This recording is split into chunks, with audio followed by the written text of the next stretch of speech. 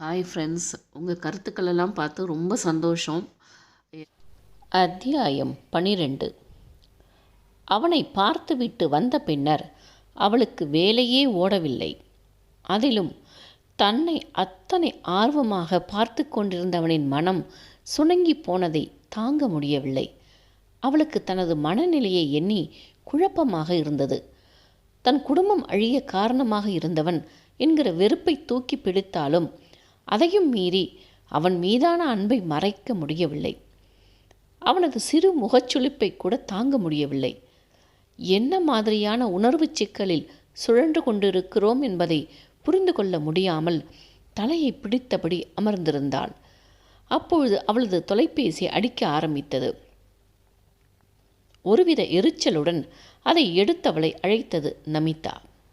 உடனே தன்னை வந்து பார்க்கும்படி உத்தரவிட்டாள். அதில் மேலும் எரிச்சல் அடைந்த சக்தி, இவ என்னத்துக்கு இப்போ கூப்பிட்றா என்கிற யோசனையோடு அவளை காணச் சென்றாள். சக்தி உள்ளே நுழைந்ததுமே, நீ உன் மனசில் என்ன நினச்சிக்கிட்டு இருக்க? என்கிட்ட பர்மிஷன் கேட்காம தான் எதையும் செய்வியா என்று கத்த ஆரம்பித்தாள். அவள் கத்த ஆரம்பித்ததுமே வழக்கம் போல நடுக்கம் எடுக்க, நான் உங்களை கேட்காம எதுவுமே செய்யலையே என்றாள் மெல்லிய குரலில். எம்டியை போய் ஏன் பார்த்த? என்கிட்ட பர்மிஷன் கேட்காம எதுக்கு போன? அவள் சொன்னதை கேட்டதும், ஆஹா, இவ அதை கேட்குறாளா என்று எண்ணிக்கொண்டு, சார் தான் வந்து பார்க்கும்படி கூப்பிட்டார். அவள் பொய் சொல்கிறாள் என்று எண்ணி, லுக், சிபாரிசில் வந்ததால் நீ பண்ணுறதுக்கெல்லாம் சப்போர்ட் பண்ணுவேன்னு நினைக்காத. ஒழுங்கா உண்மையை சொல்லு, எதுக்கு போய் பார்த்த? இது என்னடா கொடுமை என்று எண்ணிக்கொண்டு, மேடம், அவர் கூப்பிட்டார், நான் போய் பார்த்தேன். நீங்கள் வேணும்னா அவர்கிட்ட கேட்டுக்கோங்க என்று விட்டாள் தைரியமாக. அவளின் பதிலில் மேலும் எரிச்சலாகி போனவள் தன் முன்னே இருந்த ஒரு ஃபைலை தூக்கி போட்டு, இன்னும் 1 ஹவரில் இந்த ஒர்க்கை முடித்து என் டேபிளுக்கு கொண்டு வந்து ஆகணும். 1 நிமிஷம் லேட்டானாலும் கிழிச்சிருவேன். தலைவலி மண்டையை பிளந்தாலும் அவளிடம் பேச்சு வாங்க முடியாமல் அந்த ஃபைலை எடுத்துக்கொண்டு வெளியேறினாள். நமிதாவோ அவள் எதற்கு ஆதியை பார்க்கச் சென்றாள் என்பதை அறிந்து கொண்டே ஆக வேண்டும் என்று தீவிரமாக இருந்தாள். அதனால் கார்த்தியை அழைத்து ஆதியை பார்க்க அப்பாயின்மெண்ட் வேணும் என்று கேட்டாள். அதை கேட்டதுமே சுதாரித்த கார்த்தி, எலி ஏன் அம்மனமாக ஓடுது, இவ ஏன் கேசவனை பார்க்க விரும்புகிறா என்று யோசித்தவன் கேசவனை அழைத்து கேட்க, அவனோ மதியத்திற்கு மேல் சந்திக்க சொல்லும்படி கூறினான். கார்த்தியோ அப்பொழுதைக்கு நமிதாவிடம் அதை கூற விரும்பாமல் அவளை தன்னை உடனே வந்து சந்திக்கும்படி கூறினான். என்ன விஷயம் என்று தெரிந்து கொள்ளும் ஆவலில் எதையும் யோசிக்காமல் அவன் முன் சென்று நின்றாள். எஸ் மிஸ் நமிதா, என்ன விஷயம்? நீங்கள் எதுக்கு ஆதி சாரை பார்க்க விரும்புகிறீங்கன்னு தெரிஞ்சுக்கலாமா? அவன் தன்னிடம் இந்த கேள்வியை கேட்பான் என்பதை எதிர்பாராதவள் கோபத்தோடு, கண்டிப்பாக உங்ககிட்ட சொல்லணுமா? நிச்சயமா, என்ன விஷயம்னு தெரிஞ்சுக்கிட்டு தான் அலோவ் பண்ண முடியும் என்றான் அவளை ஆராய்ந்தபடி.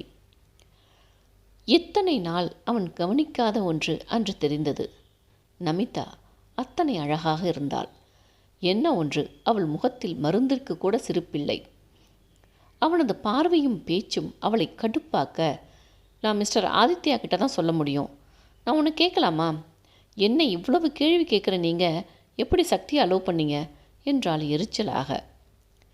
அவளாகவே இதை சொல்ல வேண்டும் என்று எதிர்பார்த்துதான் அவன் அந்த கேள்வியை கேட்டது. வாடி வா, நீ இதுக்காக தான் கேசவனை பார்க்கணும்னு சொல்கிறேன்னு எனக்கு தெரியும் என்று நினைத்து கொண்டவன், இங்கே உங்களுக்கு நான் தான் லீடுன்னு நினைக்கிறேன். என்னை கேள்வி கேட்குற அதிகாரத்தை உங்களுக்கு யார் கொடுத்தது என்றான் ஸ்டைலாக நாற்காலியில் சாய்ந்து கொண்டு. அதை பார்த்தவள் பல்லை கடித்து கொண்டு, சாரி சார், பட் எதுக்கும் ஒரு முறை இருக்கு இல்லையா? இங்கே பாருங்கள் நமிதா, நாங்கள் என்ன செய்யணும் செய்யக்கூடாது என்பதை நீங்கள் சொல்லக்கூடாது. ஆதி சார் உங்களுக்கு மத்தியானம் 2 மணிக்கு டைம் கொடுத்துருக்கார், நீங்கள் போய் பார்க்கலாம் என்றான் கண்களில் சிரிப்புடன்.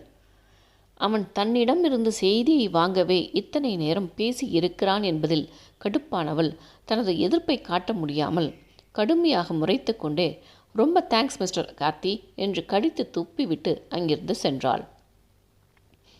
அவள் சென்ற அடுத்த நிமிடமே கேசவனிடமிருந்து அழைப்பு வந்தது. என்னடா பண்ணிகிட்ருக்க? பார்த்துட்டியா? உன்னை வச்சுக்கிட்டு இந்த ஆஃபீஸில் எதுவும் பண்ண முடியலடா என்று அழுத்து கொண்டான். நமிதா பக்கம் ரூட்டு போகுதே என்னன்னு விசாரித்தேன். எதுக்கும் கொஞ்சம் கவனமாக இரு. கொஞ்சம் அசந்தாலும் மண்டையை பொழந்துருவா. ஏண்டா ஏன்? இத்தனை வருஷமாக எதையும் ரசிக்காமல் ருசிக்காமல் ஒரு வாழ்க்கையை வாழ்ந்திருக்கோம். இப்போ தான் கொஞ்சமாக கவனம் மாறுது. அது பொறுக்கலையா உனக்கு? அடேய், உன்னோட நல்லதுக்கு தான் சொன்னேன். அப்புறம் உன் இஷ்டம். சரி சரி, மத்தியானம் அவள் ஒன்றா வந்து பாப்பா.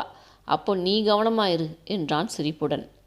நமிதா கொடுத்த வேலையை செய்து கொண்டிருந்தாலும் கேசவனின் முகத்திருப்பல் மீண்டும் மீண்டும் கண்முன்னே வந்து பாடாய்படுத்தியது.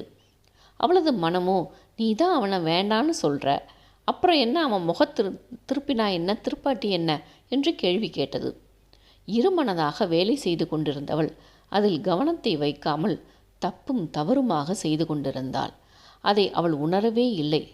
சரியாக 1 மணி நேரம் கடந்ததும் நமிதாவிடமிருந்து அழைப்பு வர அவசரமாக அந்த ஃபைலை எடுத்துக்கொண்டு சென்றாள். ஃபைலை கையில் வாங்கியவள், பரவாயில்லையே, சீக்கிரம் முடிச்சிட்டியே என்றாள் கிண்டலாக. தலைவேதனையுடன் நின்றவளோ அதை கண்டுகொள்ளாமல் அமைதியாக அவளை பார்த்தாள். நமிதா ஃபைலை திறந்து பார்க்க ஆரம்பிக்க அவளுக்குள் மெல்ல சூடு ஏற ஆரம்பித்தது. என்ன பண்ணி வச்சிருக்க என்றாள் அழுத்தமான குரலில். நீங்கள் சொன்னதை செய்திருக்க மேம். கிழிச்ச. சிபாரிசு செய்ய ஆளை வளைச்சு கம்பெனிக்குள்ளே நுழைய செய்த முயற்சியை வேலை செய்ய கற்றுக்கிட்டு இருக்கலாம்ல மேம் என்றாள் அதிர்ந்து கலங்கிய கண்களுடன். என்ன மேம்? நான் கொடுத்த ஒரு சின்ன வேலையை செய்யக்கூட உனக்கு தெரியாமல் நீ எல்லாம் எதுக்கு வேலைக்கு வர்ற? இல்லை மேம், உடம்பு சரியில்லை, அதுதான். சேரை பின்னுக்கு தள்ளி எழுந்து கொண்டவள், லுக், உனக்கு இங்கே வேலை செய்யும் அளவிற்கு தகுதி இல்லை. ஸோ பேசாமல் ராஜினாமா லெட்டர் எழுதி கொடுத்துட்டு கிளம்பு. இதை சற்றும் எதிர்பார்க்காதவள், அப்படியெல்லாம் போக முடியாது மேம், நான் லெட்டர்லாம் எழுதி கொடுக்க முடியாது. அவள் தன்னை எதிர்த்து பேசியதை சகிக்க முடியாதவள் கோபத்தோடு கையை ஓங்கிக் கொண்டு அவள் அருகே சென்ற நேரம் படார் என்று கதவை திறந்து கொண்டு அங்கு வந்து நின்றான் ஆதிகேசவன். அவனை அந்த நேரம் அங்கே எதிர்பார்க்காதவள் அதிர்ந்து போய் நிற்க, அவனோ அவளை முறைத்து, என்ன பண்ணிகிட்ருக்கீங்க மிஸ் நமிதா? கொஞ்ச நாளாக உங்களை பற்றி நிறைய நியூஸ் வருது. ஸ்டாஃப் கிட்ட ரொம்ப முரட்டுத்தனமாக நடந்து கொள்வதா? இப்போ பார்த்தா அடிக்க போகிறீங்க என்று கேட்டபடி அவளது நாற்காலியில் சென்றமர்ந்தான். அவள் இதை சற்றும் எதிர்பார்க்கவில்லை. என்ன செய்வதென்று புரியாமல், சார் அது நான் என்று தயங்கினாள். கேசவனின் பார்வை சக்தியிடம் திரும்ப அவளோ கலங்கிய கண்களுடன் அவனை நிமிர்ந்து பார்க்காது நின்றாள். நீங்கள் சொல்லுங்கள் சக்தி, என்ன பிரச்சனை இங்கே? அவன் தன்னிடம் கேட்பான் என்று எதிர்பார்க்காதவள், அவங்க மேலே தப்பில்லை சார், அவங்க கொடுத்த வேலையை நான் சரியாக செய்யலை, அதனால தான் என்று இழுத்தாள். ஓ என்று தாடியை தடவிக்கொண்டே, அப்போது நான் ஒரு வேலையை கொடுத்து நீங்கள் செய்யலைன்னா உங்களை அடிக்கலாம், am I கரெக்ட் என்றான் புருவத்தை உயர்த்தி. அவன் கேட்பதின் அர்த்தம் புரிந்தவள் முகம் கன்றலுடன் தலையை குனிந்து கொண்டாள். நமிதாவோ அவன் தன்னிடம் பேசாமல் சக்தியுடன் பேசுவதை பார்த்து எரிச்சலுடன் நின்றிருந்தாள். நமிதாவிடம் திரும்பியவன், ஏன் உங்களை பற்றி இத்தனை கம்ப்ளைண்ட்ஸ் வருது மிஸ் நமிதா? உயர் பதவியில் இருக்கும்பொழுது பொறுமை ரொம்ப அவசியம். வேலை வாங்க தெரியணும், அவங்கள காயப்படுத்தாமல் தட்டி கொடுத்து செய்ய வைக்கணும், அதுதான் நம்ம திறமை. உங்கள் கோபத்தை நமக்கு கீழே உள்ளவங்க கிட்ட காட்டினா அது வேற மாதிரி தான் ஆகும் என்றான். அவன் சக்திக்கு சற்று அதிகம் இடம் கொடுப்பது போல தோன்ற, இல்லை சார், இவங்களுக்கு துளி கூட நாலேஜ் இல்லை, வேலை செய்யவே தெரியல. அவளை கூர்ந்து பார்த்து, அப்போது வேலை கொடுத்த என்ன குறை சொல்கிறீங்க? சார் இங்கே பாருங்கள் நமிதா, உங்களுக்கு இவங்களை வைத்து வேலை வாங்க முடியலன்னா சொல்லிடுங்க, நான் வேறு டிபார்ட்மெண்ட்டுக்கு மாற்றிடுறேன் என்றான் கண்டிப்பாக. சார் அது அப்படி இல்லை. முடியுமா முடியாதா? முடியும் என்றால் மனதில் எழுந்த எரிச்சலை மறைத்தபடி. உடனே எழுந்து கொண்டவன், இனி உங்களை பற்றி இந்த மாதிரி கம்ப்ளைண்ட்ஸ் வரக்கூடாது என்று கூறிவிட்டு கதவருகே சென்றவன், சக்தி என் கூட வாங்க என்றபடி நடந்தான். நமிதாவை திரும்பி பார்த்துவிட்டு அவன் பின்னே வேகமாக சென்றாள். அவளோ பயங்கர கடுப்பில் இருவரையும் பார்த்தபடி நின்றிருந்தாள். அவளது அறைக்கதவு சாத்தப்பட்டதும் சக்தியிடம் திரும்பியவன், அவள் கையை ஓங்கிட்டு வரும்போது பேசாமல் நிற்கிற, அறிவில்லை, அவள் அடித்தா வாங்கிப்பியா என்று சிடுசிடுத்தான். அவளோ அவன் பேசியதை எல்லாம் பற்றி கவலைப்படாமல், எப்படி சரியான நேரத்துக்கு வந்தீங்க? அப்போது நான் என்ன செய்கிறேன்னு வாஷ் பண்ணிட்டு இருந்தீங்களா? அவளை முறைத்து பார்த்து, நான் என்ன சொல்கிறேன், நீ என்ன கேட்குற? ஆமான்னு சொன்ன என்ன செய்ய போகிற? இன்றைக்கி இல்லை, எப்போ உனக்கு தாலி கட்டினனோ அன்னையிலேருந்து உன்னை வாஷ் பண்ணிகிட்ருக்கேன், பாதுகாக்கிறேன். இப்போ அதுக்கு சேர்த்து சண்டை போடணும்னா வந்து வீட்டில் போடு என்று கூறிவிட்டு அங்கிருந்து சென்று விட்டான்.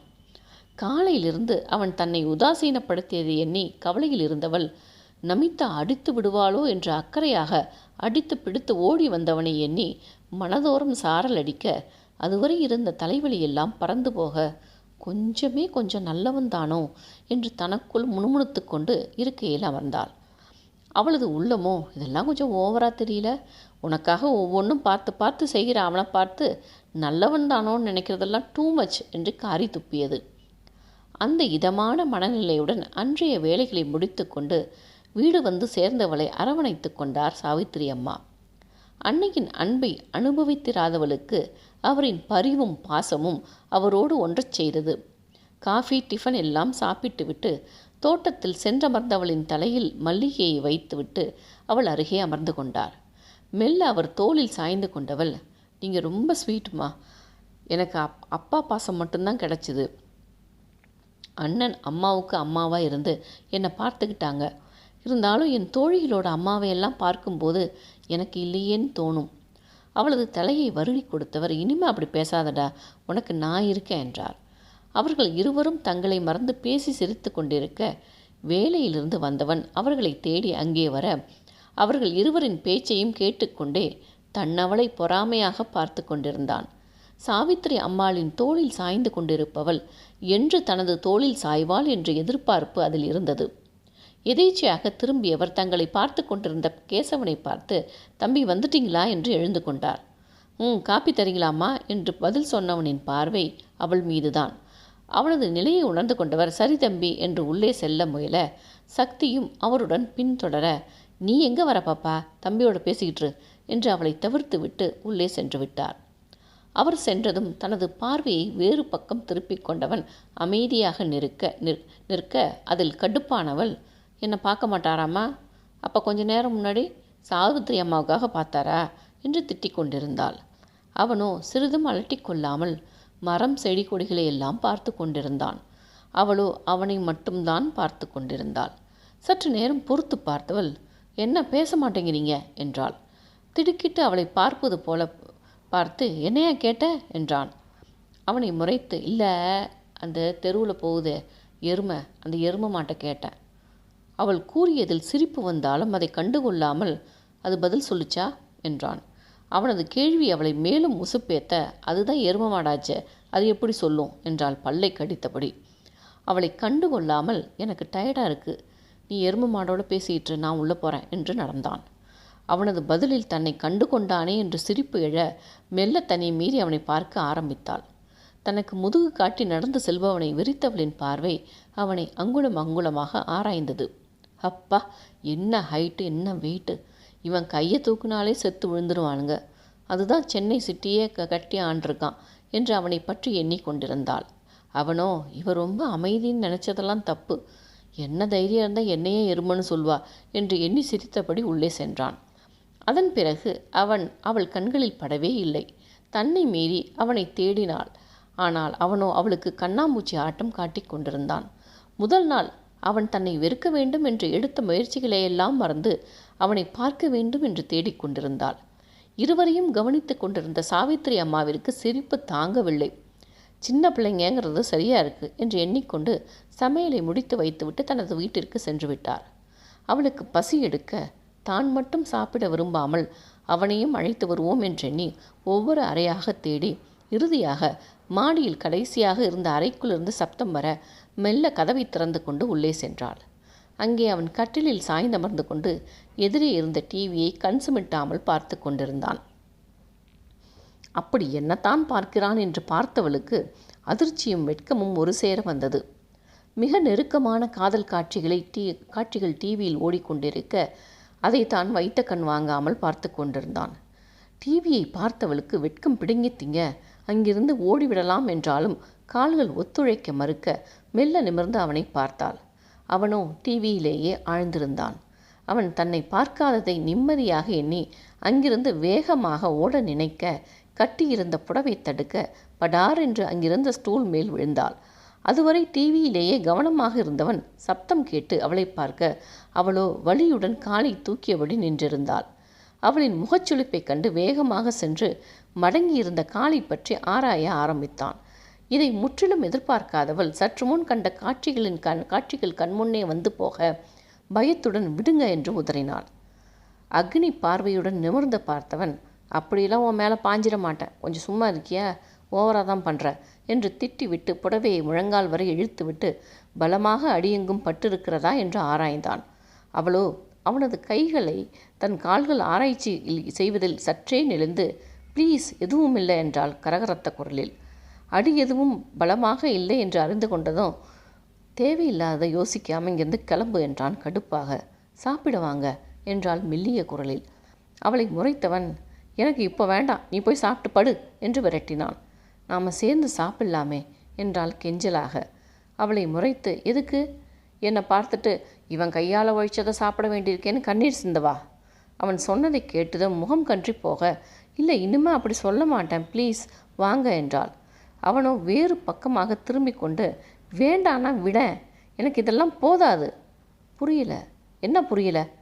உனக்கு என்னோட சாப்பிட்றது மட்டும் போதும், நான் பார்க்காதப்ப என்னை பார்க்குறது திட்டுத்தனமாக ரசிக்கிறதுன்னு உனக்கு போதும்.